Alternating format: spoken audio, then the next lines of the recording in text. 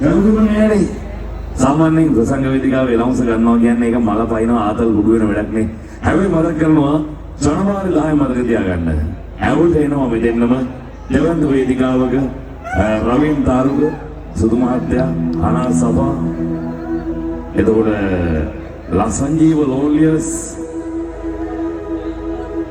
අෂාන් ෆර්නෑන්ඩෝ මේ සියලු දෙයක්ම ශාන් පුදා ධෝනි අනා සභා සුදු මහත්තයා මතක තියාගන්න. ඇවට කියන්නේ වෙනම ලෙවල් එක මේ රටේ වෙනම මියුසික් කන්සෙප්ට් එකක් ටච් කරන ආදරණීය සංගීත කණ්ඩායමක්. ඉතින් සාමාන්‍යයෙන් මතකවල ඇවට වයින්නවා කියන්නේ ජනවාරි 10 මෙතෙන් මේ විදිහට මෙනවා කියන්නේ වල හැමෝම ඒවල සියලු දෙනාම ඇවට වරන්න ජනවාරි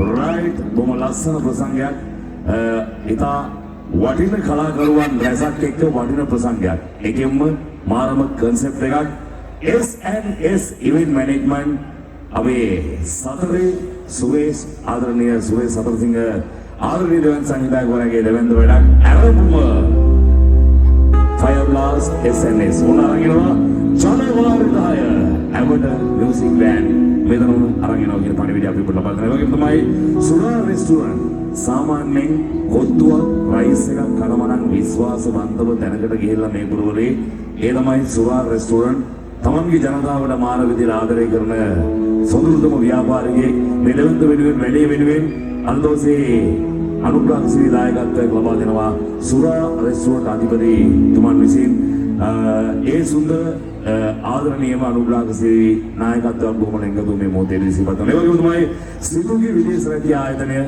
ඕනම රටකට විශ්වාසවන්තව යනවා නම් මේ පුරවලේ විශ්වාසවන්තම නමක් දිනු ආයතනයක් තමයි සිතුගේ විදේශ රැකිය ආයතනය. මේ දෙවන්ත සැනකෙළි වෙන්නේ ලබා දීපු අනුග්‍රහශීලී දායකත්වය වෙනුවෙන් මේ මොහොතේ ස්තුති ප්‍රණාමය පුද කරනවා. පාස්පෝර්ට් එකක් තිබ්බත් පාස්පෝර්ට් එකක් නැතත් විශ්වාසවන්තව යනවා නම් රට සිතුගේ විදේශ රැකිය ආයතනයේ තියන ගන්න කියලා මතක් කරනවා. ඉතින් අපි සුගමන් වෙන්නේ ආදරණීය කළමනාකාරතුමා දිනේෂ් මහත්මයා මේ මොහොතේදී සිහිපත් කරනවා. අපි ආයෝ ඇවට මියුසික් බෑන්ඩ් එකට අවස්ථාව ලබා දෙනවද? ලස්සන අවුරුද්දක් ලැබුවා. අපි ඔක්කොම මෙතනදී හමු වුණා. ඉතින් මේ ආදරණීය රාත්‍රිය තවත් සොඳුරු වෙලාවක් දෙන්න බැරි දෙයක් අනිවාර්යයි. තව චුට්ටක් වෙලා අපි ආදරණය දෙනවා. චුට්ටක් වෙලා ගමු. තව චුට්ටක් වෙලා. රයිට්. මගේ ආදරණීය මිත්‍රයා මිසස් සුදා දිසානායක අපිට ප්‍රසංග වේදිකාවේ හම්බෙන ලස්සන ආදර බර හොඳ හදවතක් තියෙන එළගිරි කොල්ලෙක් හොඳ හදවතක් ලොකු හඬක් සයිස් එකට වොයිස් එක තියෙන ආදර බර අපි නිවේදකතුමා ඔයාලා චුට්ටක් නමත් අමුතුුණා එවට ගැන කතා කරලා අපිටත් එවට කිව්වනේ. ඔයාලා වයිෆයි ගැන මොකද හිතන්නේ අද? වයිෆයි කියන්නේ ලංකාවේ වෙනම කන්සෙප්ට් එකක්. වයිෆයි ගැන කතා කරද්දී මචං මේක මතක තියාගන්න. සාමාන්‍යයෙන් මියුසික් බෑන්ඩ් එකක් වුණාම ඒ මියුසික් කන්සෙප්ට් එක සාමාන්‍යයෙන් ඕන කෙනෙකුට ඇඩැප්ට් කරගන්න පුළුවන් කන්සෙප්ට් එකක් වෙන්න ඕනේ. ඒක ලංකාවේ මාර විදියට ලොකු තරගයක් තියෙන අද්විතීය පද්ධතියක් තමයි මියුසික් කියන්නේ. ඒකේ වයිෆයි කියන්නේ ඒකෝස්ටික් පැත්ත ලංකාවේ හරිම විදියට ටච් කරන සංගීත කණ්ඩායමක් විශේෂයෙන් මතක් කරන්න ඕන.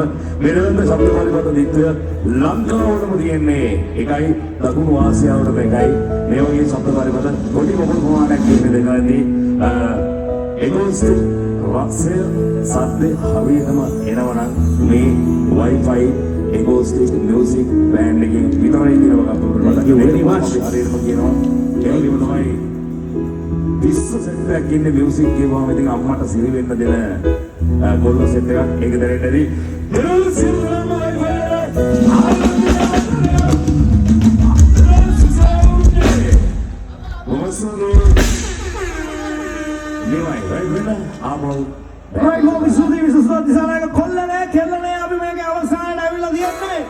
ඒ වුණාට යන්න කලින් තව මෙඩ්ලියක් දීලා තමයි යන්නේ.